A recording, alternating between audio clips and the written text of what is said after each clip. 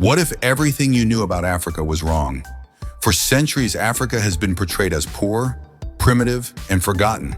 But hidden beneath that lie is a truth so powerful, it was deliberately buried. This isn't just a story about Africa.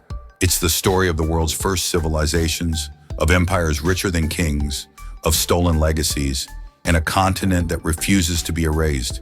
If you think Africa's story begins with slavery, think again. Subscribe now, and let's set the record straight. Africa is where humanity began. Fossils of the earliest modern humans, over 300,000 years old, were discovered in Morocco. Long before pyramids rose in Egypt, the Nile Valley birthed some of the most advanced civilizations on Earth. The Kingdom of Kush built more pyramids than Egypt.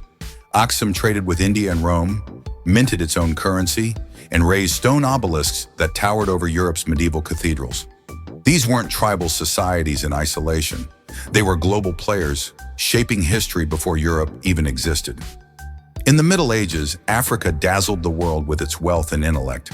The Mali Empire under Mansa Musa was so rich that his pilgrimage to Mecca disrupted economies across North Africa. But Mali's true treasure was knowledge.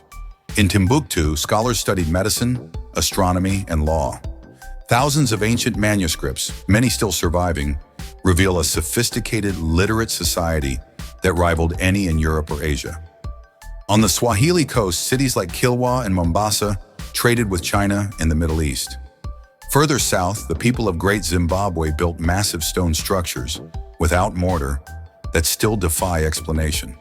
Europeans couldn't believe Africans built them, so they claimed aliens or lost white civilizations did. Why? Because the truth didn't fit the narrative. Then came the darkness, one not born in Africa, but imposed upon it. Over 12 million Africans were ripped from their homelands in the transatlantic slave trade.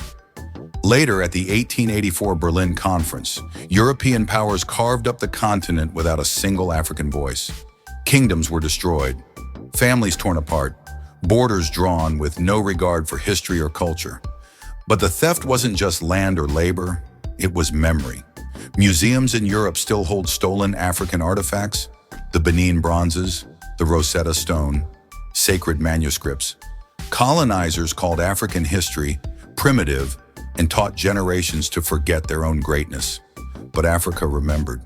And it resisted. Africa's legacy lives everywhere. In music, from jazz and blues to hip-hop and Afrobeat.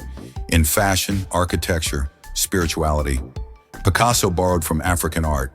Democratic systems like those of the Igbo inspired political thinkers worldwide.